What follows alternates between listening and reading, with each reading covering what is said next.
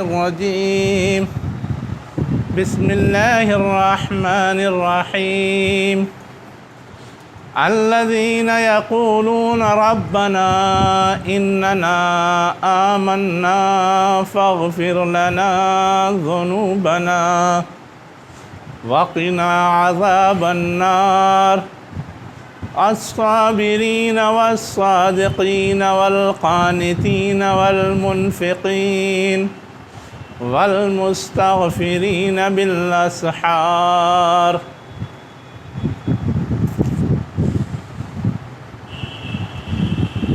پیچھے جو سلسلہ چل رہا تھا اس میں یہ تھا کہ جو دنیا میں پرکشش چیزیں ہیں اس میں جو الجھ جاتا ہے وہ اپنی عاقبت خراب کر لیتا ہے، حالانکہ عاقبت اس سے اچھی چیز ہے جو دنیا کی پرکشش چیزیں ہیں، اور اس کے نتیجے میں جنت حاصل ہوتی ہے، جنت کی نعمتیں حاصل ہوتی ہیں، اللہ کی رضا حاصل ہوتی ہے۔ یہاں جو چیز بتائی جا رہی ہے وہ یہ کہ یہ سب حاصل کس کو ہوتی ہے اور کس وجہ سے ہوتی ہے۔ جنت ملے گی، اللہ کی رضا ملے گی، پاک بیویاں ملیں گی یا پاک جوڑے ملیں گے، تو کس وجہ سے؟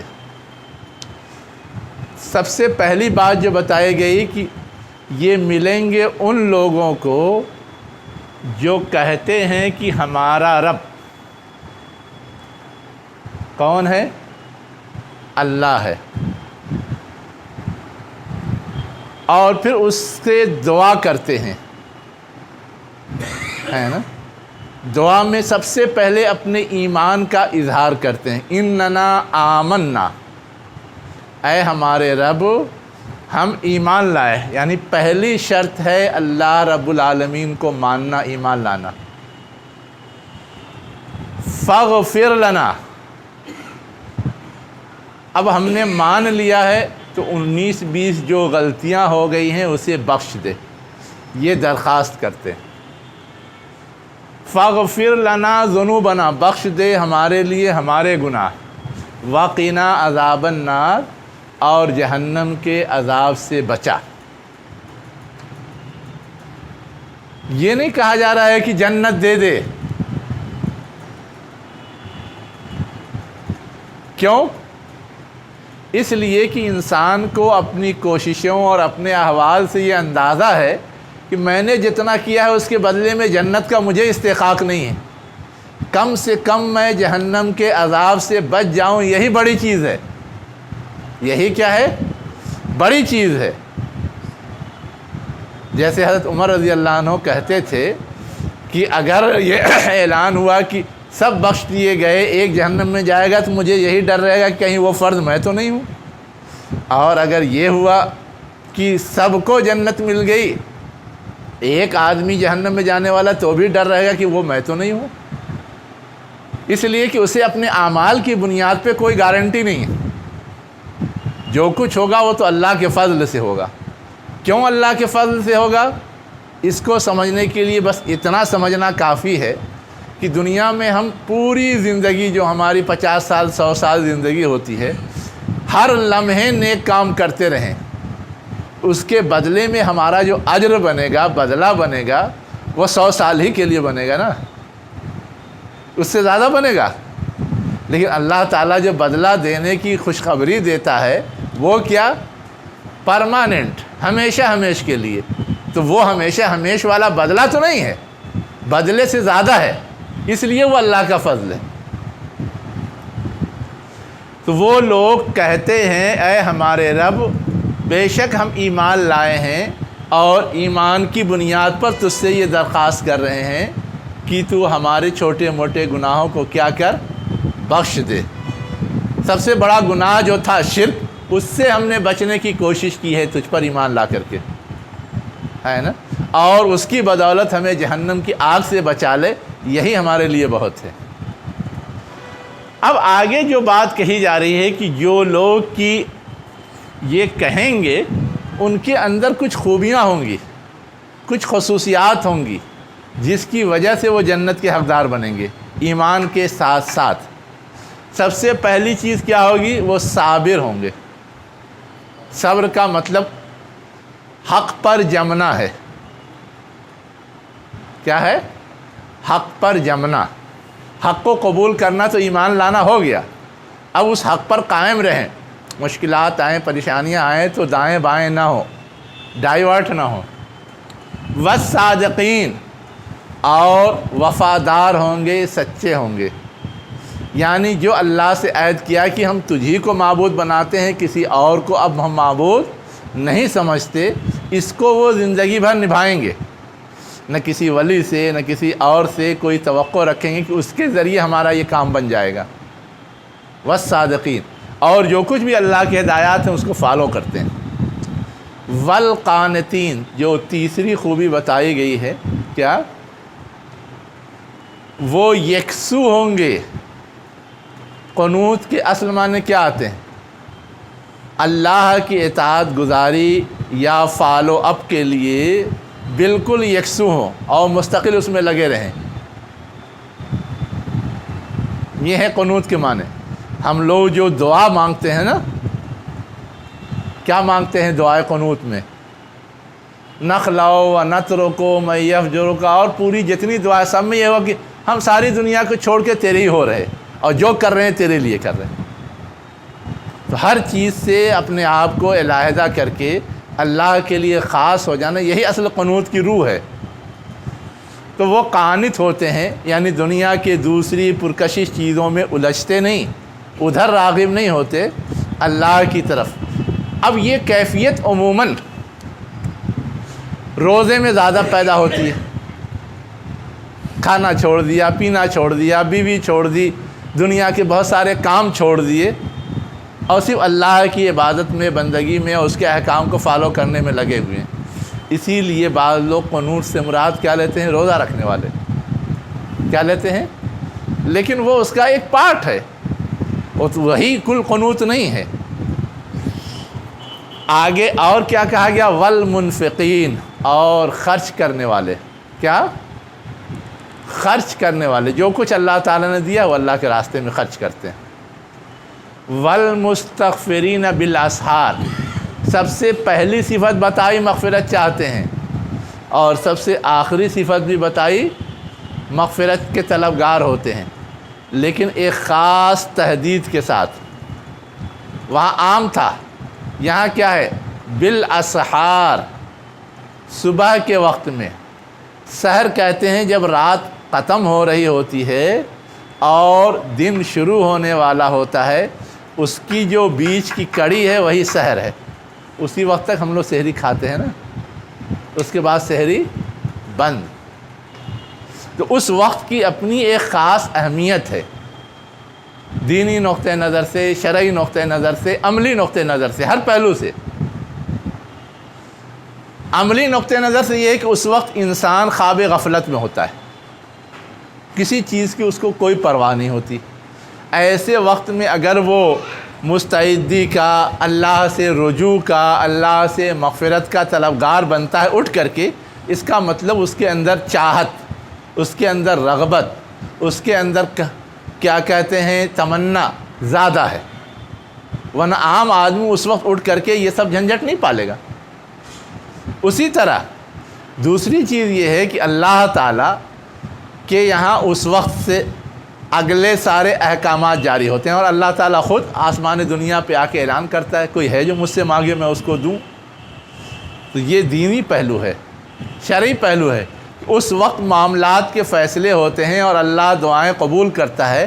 ایسے وقت میں ہم رجوع کریں گے تو ملنے کا چانس زیادہ ہے، قبول ہونے کا چانس زیادہ ہے.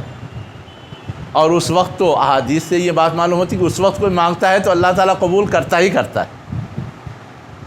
اس کو کہا والمستغفرین بالاسحار. عام حالات میں وہ چاہتا ہی چاہتا ہے، لیکن ایسے وقت میں جب غفلت ہو سکتی ہے اور جس وقت قبولیت کے امکانات زیادہ ہیں، اس وقت وہ اس کا اہتمام کرتا ہے. اس وقت وہ کیا کرتا ہے؟ اہتمام کرتا ہے. تو یہ ساری خوبیاں مل کر کے اس کو ان ساری چیزوں کا حقدار قرار دیتی ہیں جس کا تذکرہ پچھلی آیت میں آیا ہے. اور وہ اصلاً اللہ کے حقیقی بندے کہلاتے ہیں. جو جملہ ہے اس آیت سے پہلے کیا ہے؟ وَاللَّهُ بَصِيرٌ بِالْعِبَادِ. اللہ دیکھ رہا ہے اپنے بندوں کو. کن بندوں کو؟ جو ان خوبیوں کے مالک ہیں۔ دیکھ رہا ہے کا مطلب اس نے سب چیز چیک کر لی، اس کی بعد اس نے یہ حقدار ان کو قرار دیا ہے کہ اس کا جنت کا، نیک جوڑوں کا، اللہ اپنی رضا کا۔ اب آگے ایک سلسلہ شروع ہو رہا ہے، شاہد اللہ انہ لا الہ الا ہو۔ شاہد اللہ، اللہ نے گواہی دی۔ لفظی ترجمہ کیا ہے؟ اللہ نے گواہی دی، انہ لا الہ الا ہو، کوئی معبود نہیں ہے سوائے اس کے، یعنی اللہ کے۔ اور کس نے گواہی دی؟ والملائکۃ، فرشتوں نے گواہی دی، وَأُولُو الْعِلْمِ، اور علم والوں نے گواہی دی۔ یعنی 3 گواہیاں، اللہ کی، فرشتوں کی اور اہل علم کی۔ قائمًا بالقسط، کیا ہے؟ قائمًا، قائم مانے پکڑے رہنے والا، کھڑا رہنے والا، اور کرنے والا بھی بعض لوگوں نے ترجمہ کیا ہے۔ قسط کے معنی ہوتا ہے انصاف، عدل و انصاف پر قائم رہنے والا یا عدل و انصاف کو قائم کرنے والا۔ اس کے بعد کیا؟ لا الہ الا هو العزیز الحکیم، کوئی معبود نہیں سوائے اس کے جو عزیز اور حکیم ہے۔ یہاں پر کچھ چیزیں سمجھنے کی ہیں۔ اچانک سے یہ نئی بات کیوں شروع ہو گئی؟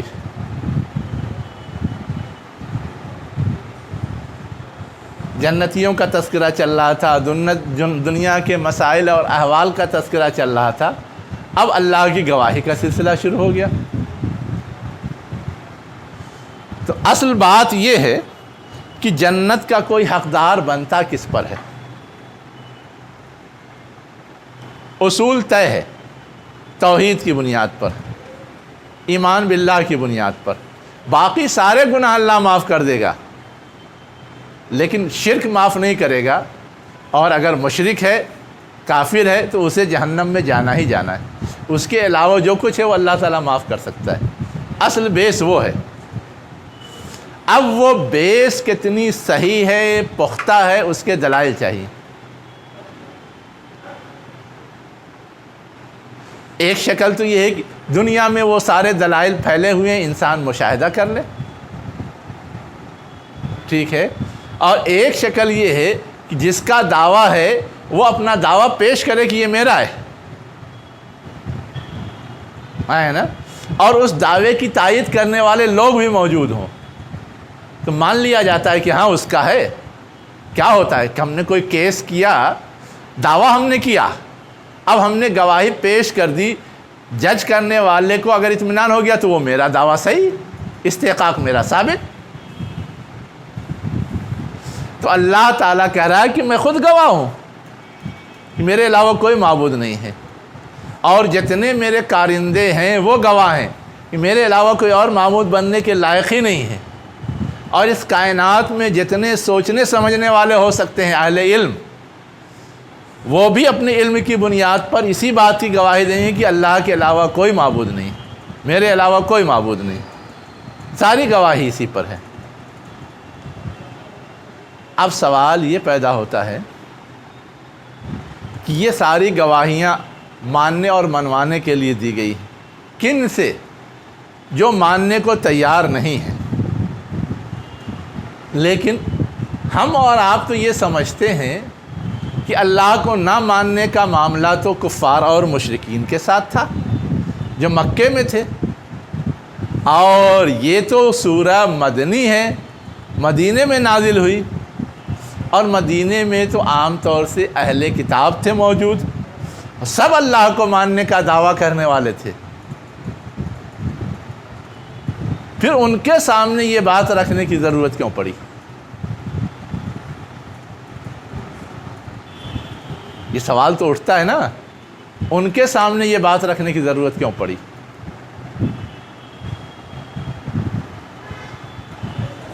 اب روایات میں تو اس کا ایک شان نزول ملتا ہے کہ بعض یہودی علماء آئے، عیسائی علماء آئے، کوئی نجران سے آیا، کوئی کہیں سے آیا، اور اس نے حضور سے پوچھا، سمجھ رہے؟ کہ آپ جو کچھ دعویٰ کرتے ہیں وہ دعویٰ کیسے صحیح ہے، ذرا ہمیں دلیل دیں۔ تو اللہ تعالیٰ نے آیات نازل کر دیں اور آپ صلی اللہ علیہ وسلم نے یہ ان کو سنایا۔ یہ روایات میں ملتا ہے۔ کہاں ملتا ہے؟ گویا ان کے مطالبے پر یہ شہادت اور یہ دلیل پرووائڈ کی گئی، لیکن وہ اگر مطالبہ نہ بھی کرتے، ان کی طرف سے کوئی ڈیمانڈ نہ بھی آتی، تو بھی یہ جو پیشکش ہے یہ عام چلن میں ہے، عام رواج میں ہے کہ کوئی بھی چیز کسی سے کہنی ہو یا منوانی ہو تو کہنے والا پہلے پیش کرتا ہے، اور جو پیش کرتا ہے سب سے پہلے اسی کا دعویٰ تسلیم کیا جاتا ہے، اور پھر اس کی تائید کرنے والے لوگ ہو جائیں تو اس کا دعویٰ اور مضبوط ہو جاتا ہے۔ یہ سمپل سی بات ہے، لیکن اس سمپل سی بات کے علاوہ اللہ تعالیٰ نے اسی پر بس نہیں کیا ہے۔ اللہ تعالیٰ نے پریکٹیکل دلائل کی طرف اشارہ کیا ہے کہ میں ہی معبود ہوں۔ اس کی وجہ کیا ہے؟ اس کی وجہ یہ ہے کہ اس پوری کائنات کو، کس کو؟ اس پوری کائنات کو انصاف پر، عدل پر، توازن پر قائم رکھنے والا کون؟ اللہ کے علاوہ کسی کے بس میں یہ ہے کیا؟ جس کو تم معبود بناتے ہو۔ تو قائمم بالقسط کی جو تعبیر آئی ہے اصلاً عملی پریکٹیکل دلیل کے طور پر ہے کہ اللہ نے گواہی دی اس حال میں کہ وہ عدل اور توازن اور اعتدال کو اس کائنات میں قائم رکھنے والا ہے، اور اس کے علاوہ کوئی ذات اس کائنات میں ایسی نہیں ہے جو اس کو قائم رکھ سکے۔ کوئی ہے جو زمین کے توازن کو باقی رکھے، کوئی ہے جو زمین اور آسمان کے فاصلے کو ایسے ہی سنبھالے رکھے، کوئی ہے جو بغیر کسی سپورٹ کے فضا میں ہر چیز کو گردش دیتا رہے، کوئی ہے کر سکتا ہے۔ سارے انسانوں نے پوری زندگیاں کھپا دی سائنسی تحقیقات کر کے، لیکن معمولی سے معمولی چیز نہیں کر سکے۔ کہتے ہیں پانی میں یہ چیز پائی جاتی ہے، لیکن اس چیز سے کہہ دیں کہ ملا کے ذرا پانی بنا دو، نہیں بنا سکتے۔ بنا سکتے ہیں؟ نہیں بنا سکتے۔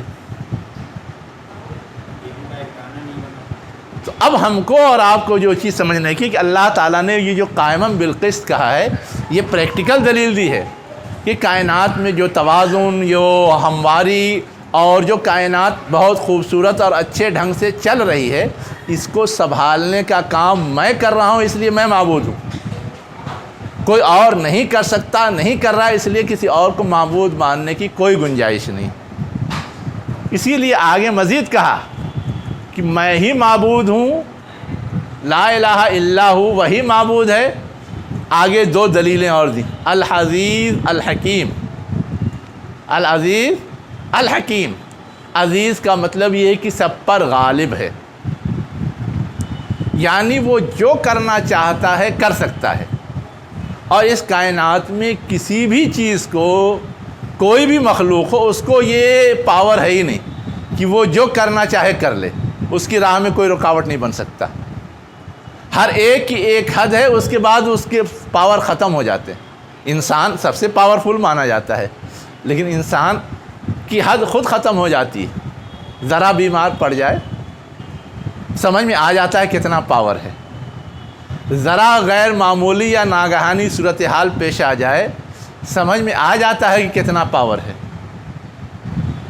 ذرا دنیا کی کیفیت وقتی طور پہ بدل جائے سمجھ میں آ جاتا ہے، جو ناگہانی آفات آتی ہیں سمجھ میں آ جاتا ہے کتنا پاور ہے۔ اپنے وجود کے لالے پڑ جاتے ہیں، چاہے جائے کہ وہ اس کائنات کی کسی اور چیز کو سنبھال سکیں۔ عزیز کا مطلب یہ ہوتا ہے ہر چیز پر غالب، ہر چیز پر با اختیار، اور اس کے پاور کے سامنے کسی کا پاور چلنے والا نہیں۔ اور حکیم کا مطلب پر حکمت۔ پر حکمت کا مطلب یہ کہ ہر چیز میں کوئی نہ کوئی افادی پہلو، فائدے اور نفع کا پہلو یہ پیدا کرنے والا ہے۔ بظاہر ایک چیز نقصان دہ لگتی ہے، لیکن اس میں بھی فائدہ ہے، اس میں بھی کیا ہے؟ فائدہ ہے۔ اب لوگوں نے تحقیق کر کے بتایا کہ شہد کی مکھی تو نقصان پہنچاتی ہے، کاٹ لے، سانپ تو نقصان پہنچاتا ہے، چوہیا تو نقصان پہنچاتی ہے، لیکن دنیا نے دیکھا کہ اگر ان میں سے کسی مخلوق کو ختم کر دیا جائے تو ہم نقصان میں آ جاتے ہیں۔ ان میں سے کسی مخلوق کو ختم کر دیا جائے ہم نقصان میں آ جائیں گے۔ سانپ زہر کو سے آب و ہوا کو، ماحول کو پاک کرتا ہے، اگر وہ پاک کرنے والی مخلوق نہ ہو تو اسی آب و فضا میں رہیں گے وہ زہر آلود مادے، اور پھر ہم نہ سانس لیں گے، زہر نگلیں گے، اور پھر ہماری صحت چوپٹ۔ پریکٹیکل یہ ہے نا۔ تو اللہ تعالیٰ نے جو کہا ہے اپنے آپ کو حکیم، کہنے کا مطلب اس کائنات میں جو چیز بھی رکھی ہے، جیسی بھی رکھی ہے، جس انداز سے بھی رکھی ہے، سب حکمت پر، افادیت پر مبنی ہے۔ کیا اس صلاحیت کا کوئی اور ہے اس کائنات میں، اس دنیا میں؟ نہیں ہے۔ جب نہیں ہے تو اس میں سے کسی اور کو کیسے معبود بنایا جا سکتا ہے؟ تو یہ جو آگے کے دلائل ہیں یہ پریکٹیکل ہیں، اور وہ جو ہے ایک رواجی یا سماجی یا ضروری جو بیس ہوتی ہے وہ ہے شہد اللہ انہ لا الہ الا اللہ۔ اب اس کے بعد اگلی آیت ہے ان الذین عند اللہ الاسلام۔ ان الذین نہیں، وہ ان الدین ہے۔ ہاں، ان الدین عند اللہ الاسلام، یعنی اب جب یہ طے شدہ ہے کہ اللہ ہی معبود ہے تو اب اسی کی عبادت ہونی چاہیے، لیکن اس کی عبادت ہو کیسے، اس کی بندگی ہو کیسے، اس کا طریقہ کیا ہو؟ تو وہ طریقہ اسلام ہے، وہی اللہ کے نزدیک مقبول ہے۔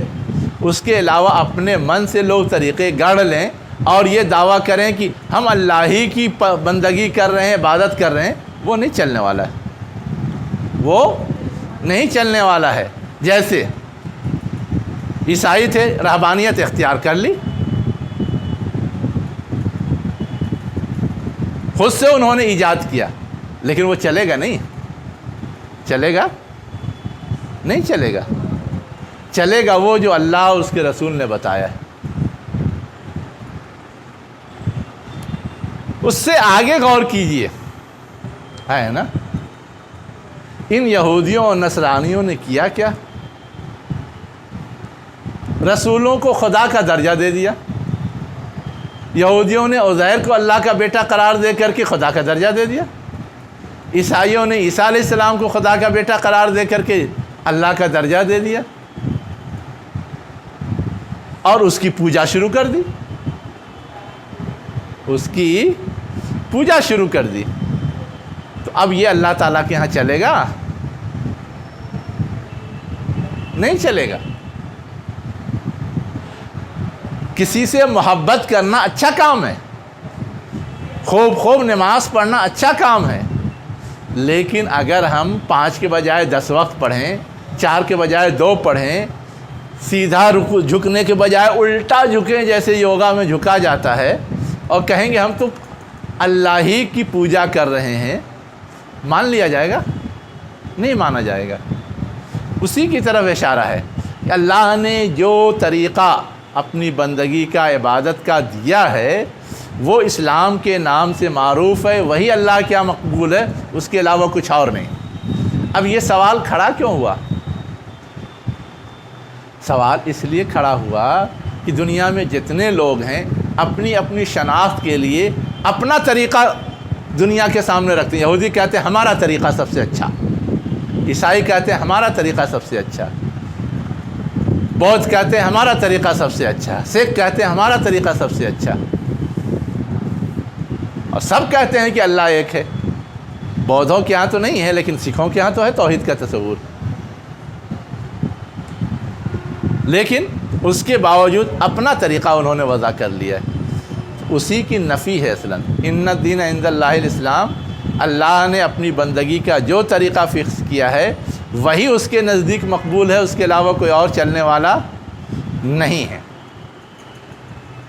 اب سوال یہ پیدا ہوتا ہے کہ اور لوگ تو اور لوگ جو پچھلے قدیم آسمانی مذاہب کے ماننے والے ہیں وہ تو یہ کہیں گے کہ ہم کو بھی تو اللہ ہی نے دیا تھا، ہم جس دین کی بات کر رہے ہیں ہم کو بھی تو اللہ ہی نے دیا تھا، اور اسی کو ہم فالو کر رہے ہیں، تو ہم کہاں سے غلط ہو گئے؟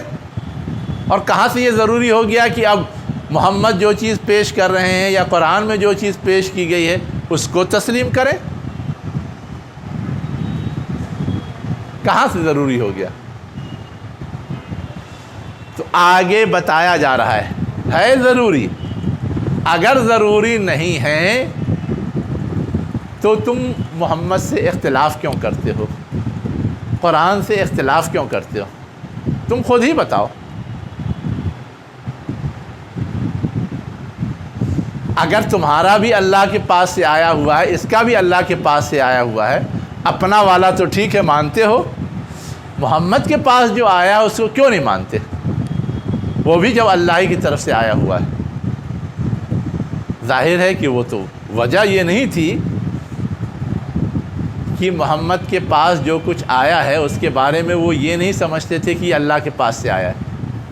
وہ جانتے تھے، ان کو ان کی کتابوں میں ان کے نبیوں نے بتایا تھا، لیکن اصلاً یہ تھا کہ اگر ہم نے محمد کا لایا ہوا مان لیا تو ہمارے پاس اپنے نبی کا جو تھا جس میں ہم نے بدل کر کے اپنے مطلب کی چیزیں ایڈ کر لی ہیں، اپنے مطلب کی لیچیں جوڑ لی ہیں، اور اس کے ذریعے جو اپنی چودراہٹ اور اپنی مونوپولی قائم کر لی ہے وہ خطرے میں پڑ جائے گا۔ اسی کو اگلی آیت میں کہا گیا وَمَا اخْتَلَفَ الَّذِينَ أُوتُوا الْكِتَابَ، نہیں اختلاف کیا ان لوگوں نے جنہیں کتاب دی گئی مگر مِن بَعْدِ مَا جَاءَهُمُ الْعِلْمُ، بعد اس کے کہ ان کے پاس علم آ گیا۔ علم کا مطلب صحیح بات کا علم، علم کا مطلب آگاہی، اور آگاہی ان کے پاس اب جو آئی ہے وہ قرآن کی شکل میں آئی ہے کہ ہاں جس کی خبر دی گئی تھی، جو کہا گیا تھا وہ آ گیا ہے، اور وہ سمجھ بھی رہے ہیں کہ آ گیا ہے۔ کیوں؟ بغیم بینہم، بغیم بینہم کا مطلب سمجھ رہے ہیں؟ بین مانے تو آپس میں درمیان، اور بغی کے معنی ہوتا ہے چاہنا، حد سے آگے بڑھنا۔ تو بغیم بینہم آپس میں ایک دوسرے سے آگے بڑھنے کے چکر میں،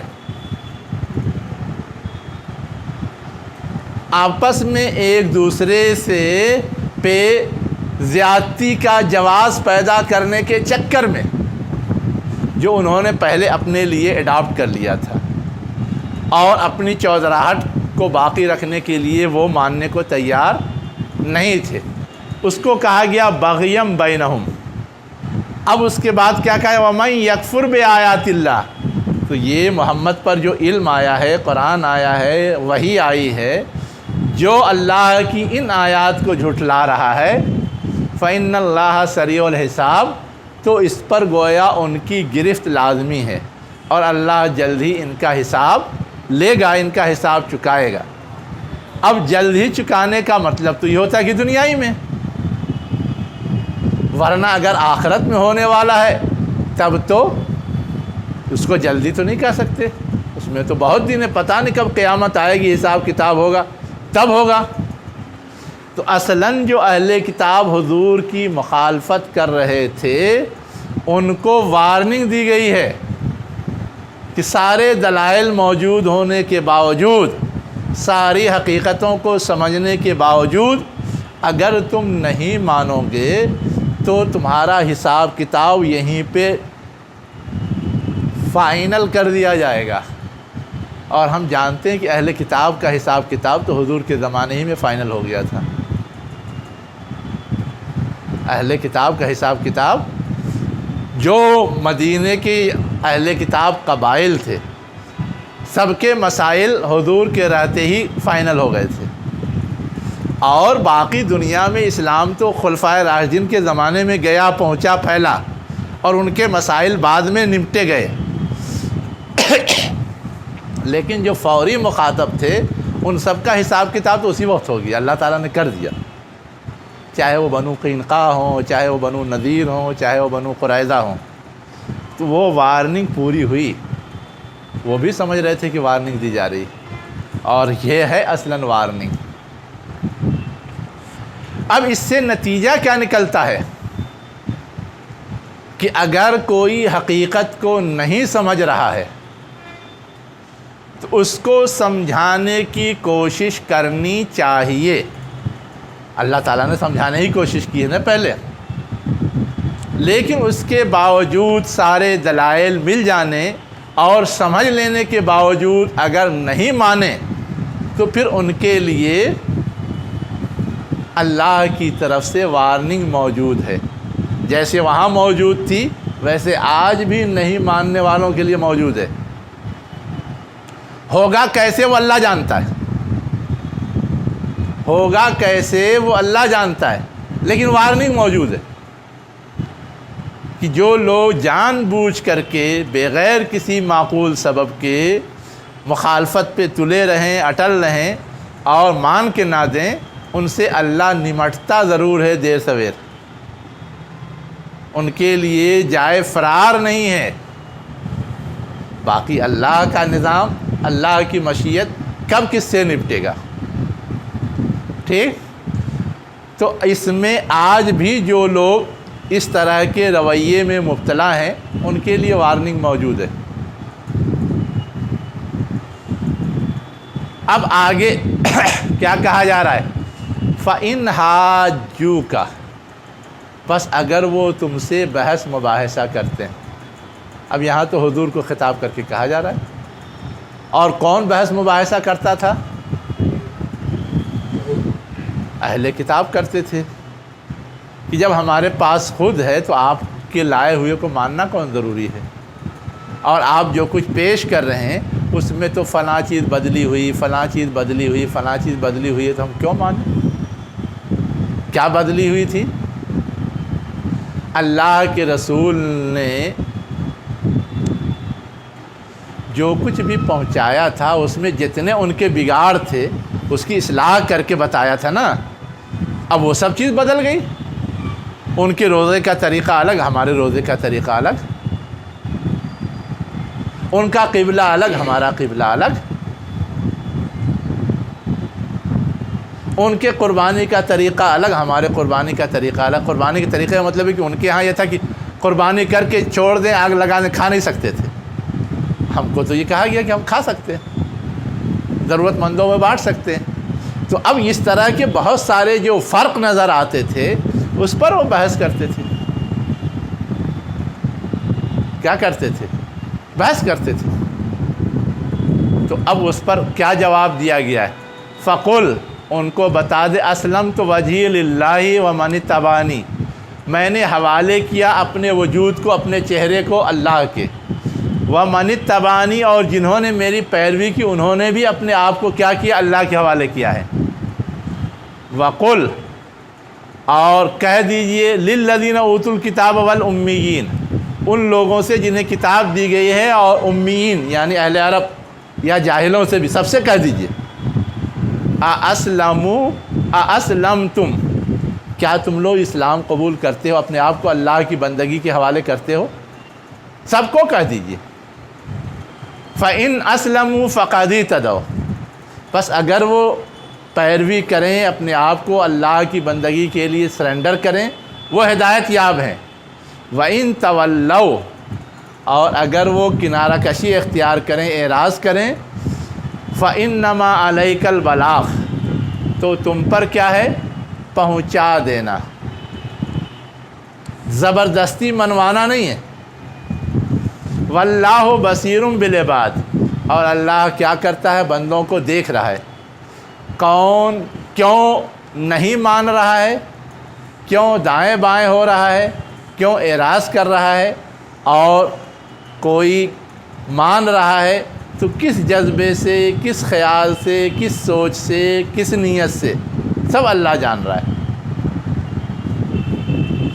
اب یہاں پر یہ تو اصولی بات بتا دی گئی، ماننا ہے مانو، نہیں ماننا ہے مت مانو۔ مانو گے تو اپنا فائدہ ہوگا، ہدایت پاؤ گے، نہیں مانو گے تو سزا جھیلنے کے لیے تیار رہو۔ لیکن آگے اللہ تعالیٰ نے مزید بتایا حضور کو اور صحابہ کو کہ یہ لوگ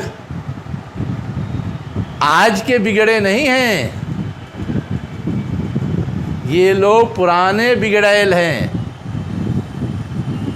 تو ان کی طرف سے اگر کوئی سرکشی کا مظاہرہ ہو رہا ہے تو بہت زیادہ ٹینشن لینے اور پریشان ہونے کی ضرورت نہیں ہے، بہت زیادہ ٹینشن لینے اور پریشان ہونے کی ضرورت نہیں کہ کہیں ہماری کوشش، ہماری محنت اور ہمارے کام میں تو نہیں کوئی کوتاہی ہے یا کمزوری ہے یا خرابی ہے، ایسا ہرگز نہیں۔ کیا کہا اللہ تعالیٰ نے؟ ان الذین یکفرون بآیات اللہ، بے شک وہ لوگ جنہوں نے اللہ کی آیات کا انکار کیا ہے یا انکار کرتے رہے ہیں، وَيَقْتُلُونَ النَّبِيِّينَ، اور کیا کرتے ہیں؟ نبیوں کو قتل کرتے رہے ہیں، بغیر حق، ناحق۔ کیا نبی کا قتل حق سے بھی ہوتا ہے؟ پھر کیا مطلب ہے؟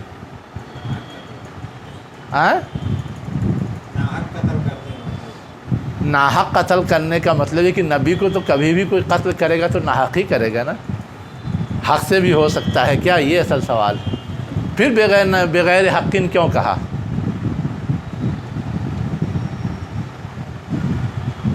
ایک شکل تو یہ ہے کہ ہم کہہ رہے ہیں کہ یہ خطا کار ہیں، اب وہ کہہ رہے ہیں میں خطا کار نہیں ہوں، ہے نا؟ اس صورت میں ہمیں تو یہ دعویٰ کرنے کا حق ہے کہ ہم اس کی جان لیں، ان سے بدلہ لیں، لیکن اگر معاملہ یہ ہے کہ ہم بھی تسلیم کر رہے ہیں کہ یہ حق پر ہیں،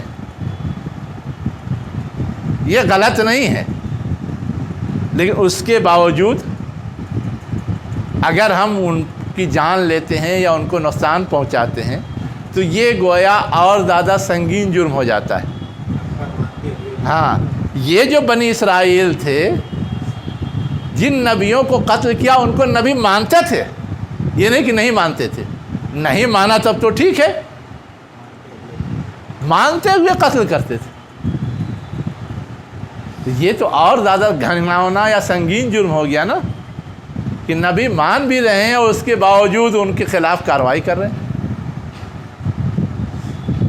تو یقتلون النبیین بغیر حق، یعنی کسی درجے میں کفار اور مومنین کے درمیان جنگ ہو تو اپنی اپنی جگہ اپنے موقف کے لحاظ سے دونوں صحیح ہیں جب تک سمجھ میں نہ آئے، اللہ کے نزدیک غلط ہیں کفار و مشرکین، لیکن اپنے دعوے میں تو صحیح ہیں۔ لیکن یہاں تو یہ ہے کہ جو مارنے والے ہیں اور جن کو مارا جا رہا ہے سب کہہ رہے ہیں ہم اللہ پہ ایمان لانے والے ہیں، جیسے مسلمان آپس میں کرتے ہیں، لیکن اس کے باوجود ماریں تو یہ اس سے زیادہ گھناؤنا جرم ہوتا ہے نہیں ہوتا ہے؟ اپنے بھائی کو قتل کر رہے ہیں، ایک مسلمان کو مار رہے ہیں، تو یہ جو گھناؤنا پن ہے اصلاً اس کی طرف اشارہ کرنے کے لیے بغیر حق۔ وَيَقْتُلُونَ الَّذِينَ يَأْمُرُونَ بِالْقِسْطِ، اور وہ قتل کرتے ہیں ان کو جو انہیں قسط کا حکم دیتے ہیں، عدل کا، انصاف کا حکم دیتے ہیں، من الناس، لوگوں میں سے، فَبَشِّرْهُمْ بِعَذَابٍ عَلِيمٍ، پس انہیں کیا کر دو؟ بشارت دے دو دردناک عذاب کی۔ کیا کر دو؟ دردناک عذاب کی بشارت دے دو۔ اب یہاں پر تاریخی طور پہ یہ روایت بیان کی جاتی ہے کہ یہ جن کے بارے میں بتایا جا رہا ہے اہل کتاب کے بارے میں، ان کی تاریخ میں ایسا بھی ہوا ہے کہ ایک وقت میں انہوں نے 43 انبیاء کو قتل کیا ہے۔ یس، انہی کی روایات میں، ہماری روایت میں نہیں ہے، حدیث میں،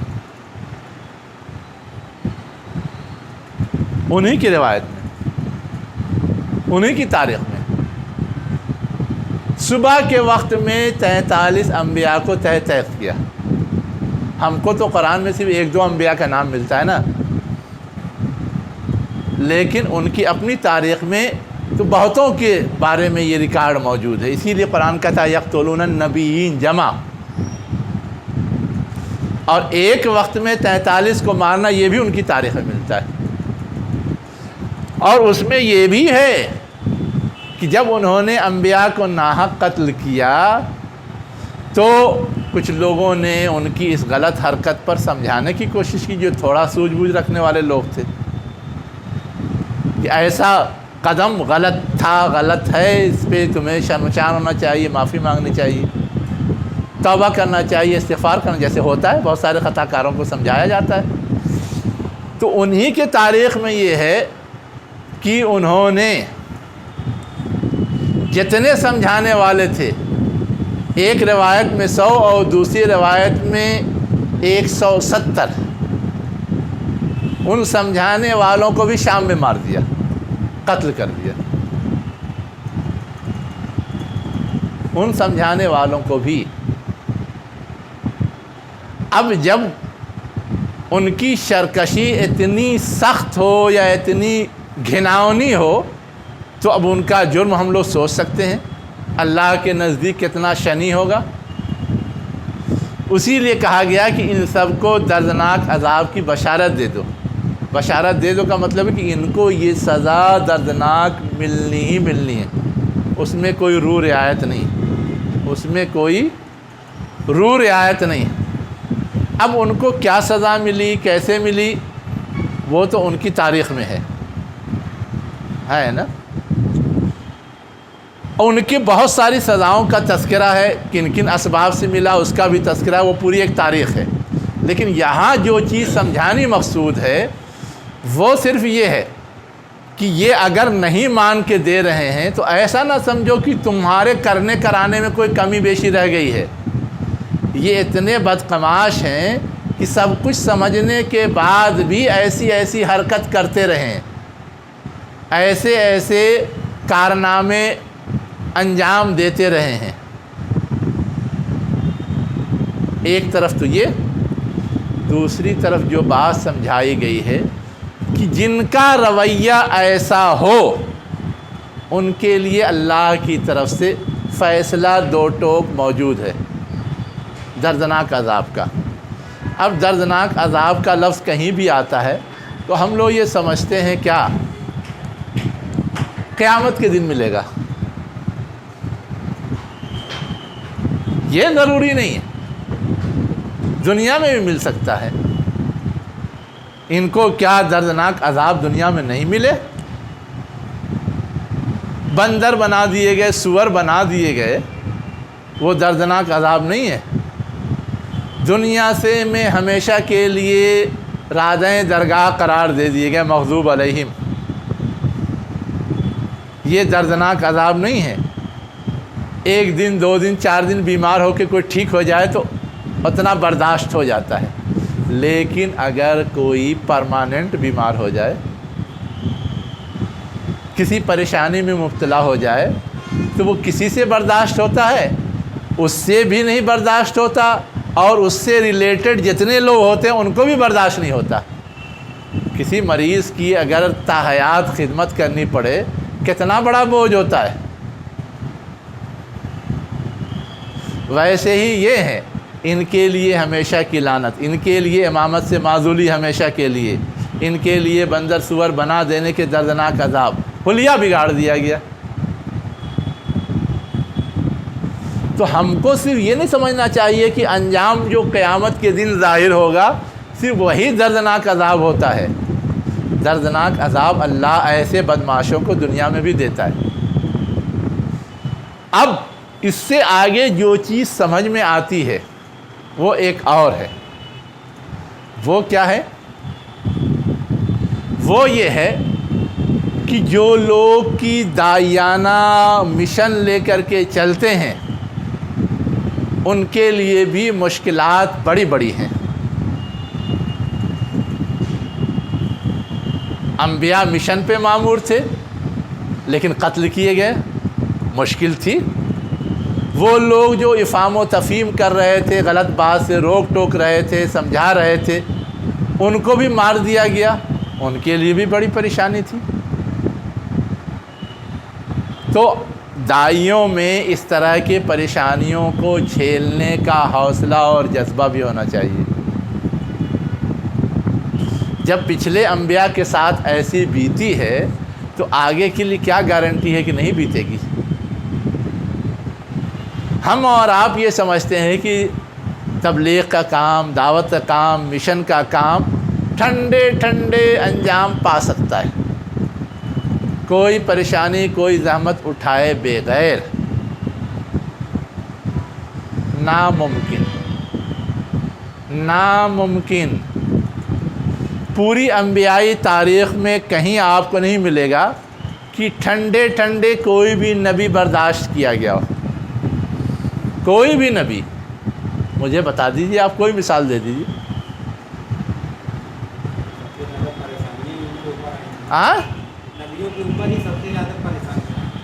ہاں، تو اب اگر اسی مشن کے علم بردار ہم ہیں تو ہم پر بھی تو آئے گی، یا ہم نبی کے پیروکار ہیں تو ہم پر بھی آئے گی۔ اور یہ جو سنا دیا گیا دوسرا جملہ کہ یقتلون الذین یامرون بالقسط، ہم لوگ تو اسی ذیل میں آتے ہیں نا، ہم لوگ تو نبی تو ہیں نہیں، لیکن قسط کی، عدل کی، انصاف کی بات کرنے والے اور اس کو حکم دینے والے، اس کو لانے نافذ کرنے کی کوشش کرنے والے تو ہم ہیں ہی۔ تو ہم کو بھی ان مشکلات کو جھیلنے کے لیے تیار رہنا چاہیے۔ دوسری چیز جو سمجھ میں آتی ہے کہ ایسے لوگوں کے خلاف جو لوگ بھی دنیا میں کارروائی کرتے ہیں، جیسے بنی اسرائیل نے کیا نا، کیا کیا؟ بنی اسرائیل نے کیا، نبیوں کو قتل کیا، مصلحین کو قتل کیا، ان کے لیے یہ کہا گیا کہ دردناک عذاب ہے۔ تو آج جو لوگ دعات کے خلاف، مصلحین کے خلاف، مجددین کے خلاف طرح طرح کے حربے استعمال کرتے ہیں، طرح طرح کی سازشیں کرتے ہیں، طرح طرح کی کارروائیاں کرتے ہیں، کیا ان کے لیے ایسا نہیں ہے؟ ان کے لیے بھی ایسا ہی ہوگا۔ ہم کو اور آپ کو یہ احساس ستاتا رہتا ہے کہ ہمارے جو آج کے ہیروز ہیں، جو بھی ہیں، ہے نا، ان کے ساتھ کوئی بھی کارروائی وہ کر دے رہے ہیں، ہم تو نہیں کچھ کر پا رہے ہیں، اللہ کی طرف سے بھی کوئی چیز نظر نہیں آ رہی ہے۔ تو یہ تو اس آیت سے میچ نہیں کرتا۔ اس آیت میں تو ہے کہ ان کے لیے دردناک عذاب ہے، لیکن ان میں سے تو کسی کے لیے ہم عذاب نہیں دیکھ رہے ہیں۔ تو اس کا کیا جواب ہوگا؟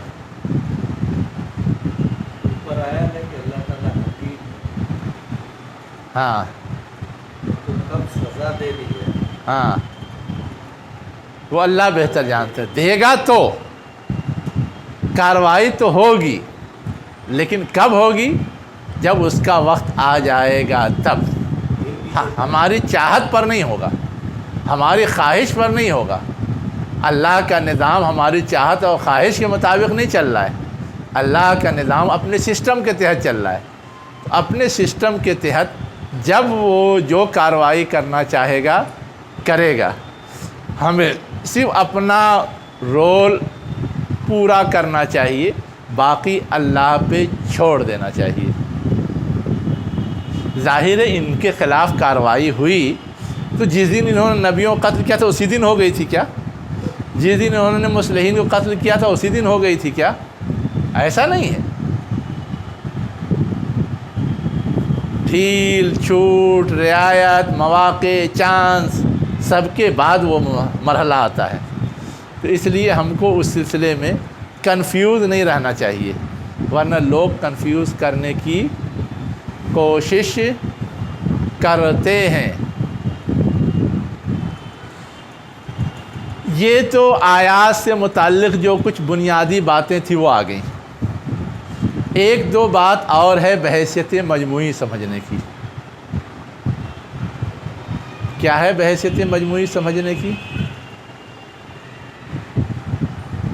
بحیثیت مجموعی جو چیز سمجھنے کی ضرورت ہے وہ یہ ہے کہ اہل کتاب کا اصل بگاڑ کیا تھا۔ جس کی وجہ سے وہ اس انجام کو پہنچے۔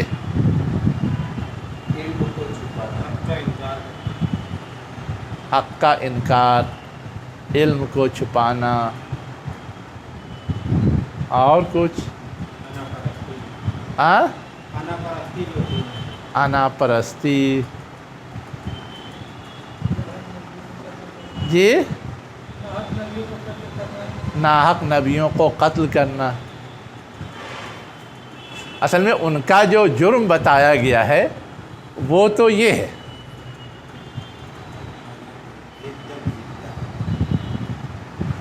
دنیا میں ساری لڑائی جو چل رہی ہے وہ یہ ہے کہ کس کی چلے۔ دنیا میں ساری لڑائی کیا ہے؟ کس کی چلے، میری چلے یا دوسرے کی چلے، اللہ کی چلے یا غیر اللہ کی چلے۔ ساری لڑائی یہی ہے نا، جڑ اس کی وہ ہے۔ باقی اور ساری چیزیں تو اس کے نتائج ہیں، لچھن ہیں، یا اس کے اثرات ہیں، جو چاہیں کہہ لیں۔ بیسک لڑائی یہی ہے کہ اس دنیا میں چلے کس کی۔ ہاں، انا اگر آپ کہیں گے تو شیطان مائنس ہو جائے گا، نہیں مائنس ہو جائے گا؟ آپ کی انا شیطان ہے؟ اصل میں ہم کو بگاڑ کی طرف لے جانے میں ہماری انا کا بھی دخل ہے اور شیطان کے وسوسہ اندازی کا بھی دخل ہے، دونوں کا قرآن میں اشارہ ہے۔ خناس الذی یوسوس فی صدور الناس من الجنۃ والناس، وسوسہ ڈال کے مس گائیڈ کرتا ہے۔ جیسے آدم علیہ السلام کو کیا کیا؟ وسوسہ ڈال کر کے جنت میں بہکایا اور مس گائیڈ کیا، ٹھیک؟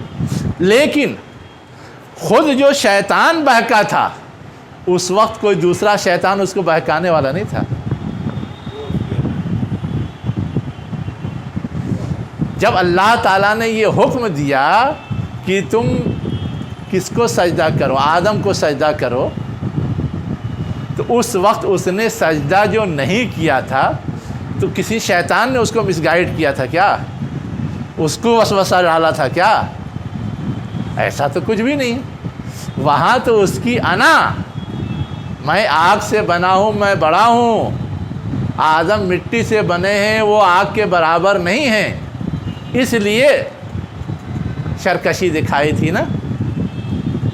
تو سرکشی دکھانے میں صرف شیطانی وسوسے ہی کا دخل نہیں ہوتا، انسان کی جو اپنی انا ہے، خواہش نفس ہے، یا اپنے بڑکپن کا غیر ضروری احساس ہے، وہ بھی حائل ہوتا ہے۔ بغیم بینہم میں سب شامل ہے۔ میں نے صرف اس لیے آپ کو ٹوکا کہ جب آپ کہیں گے شیطان تو یعنی انا کہیں گے تو شیطان مائنس ہو جائے گا، اس لیے کہ پہلی بار جو شیطان خود گمراہ ہوا ہے وہاں کوئی دوسرا شیطان یا کوئی اور اس کو گمراہ کرنے والا نہیں تھا، اس کی اپنی انا تھی، ٹھیک ہے؟ تو ایک بات جو سمجھنے کی تھی وہ یہ، اور حضور کو نہ ماننے کے پیچھے بھی اصل علت یہی تھی کہ وہ یہ چاہتے تھے کہ ہماری برتری چلی آ رہی ہے پوری تاریخ میں، آئندہ بھی ہماری ہی رہنی چاہیے۔ بنو اسماعیل کی کیوں، ان میں سے کسی فرد کی کیوں، ہم کیوں ان کو مانیں؟ ہم کس چیز میں ان سے کم ہیں؟ ہمارے یہاں سینکڑوں نبی آئے، بہتوں کتابیں آئیں، ہماری پوری ایک تاریخ ہے، ہم ان کے پیچھے کیوں جائیں؟ تو اصل چیز یہ ہے کہ ہمیں اللہ کے احکام کو فالو کرنا ہے یا اپنی پسند کو فالو کرنا ہے۔ دوسری بات جو بحیثیت مجموعی سمجھ میں آتی ہے وہ یہ ہے کہ شریعت کے معاملے میں، دین کے معاملے میں قابل قبول وہی ہے جو اللہ اور اس کے رسول کی طرف سے ہو۔ اگر اللہ اور اس کے رسول کی سرٹیفکیٹ اس کے ساتھ نہیں لگی ہوئی ہے تو وہ قابل قبول نہیں ہے۔ یہ جو کہا گیا جملہ کے طور پر ان دین عند اللہ الاسلام، یہ اصلاً ایک اصول ہے. اصلاً کیا ہے؟ یہ ایک اصول ہے. ایک یوں سمجھ لیجئے کہ فارمولہ ہے جس کو ہر چیز پر فٹ کر کے چیک کیا جائے گا. اب میں آپ کو بتاتا ہوں سمجھنے کے لیے.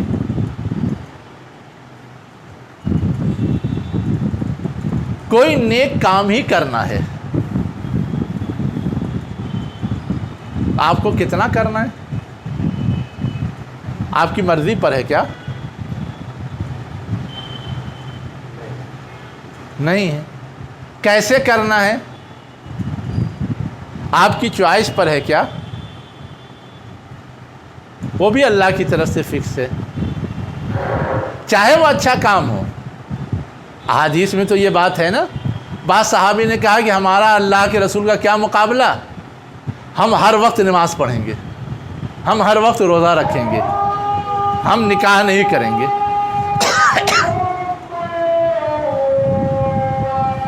اللہ کے رسول نے کہا نہیں، یہ سب غلط ہے. میں نماز پڑھتا بھی ہوں، نہیں بھی پڑھتا کسی وقت، روزہ رکھتا بھی ہوں، روزہ کھولتا بھی ہوں، میں نکاح کرتا ہوں.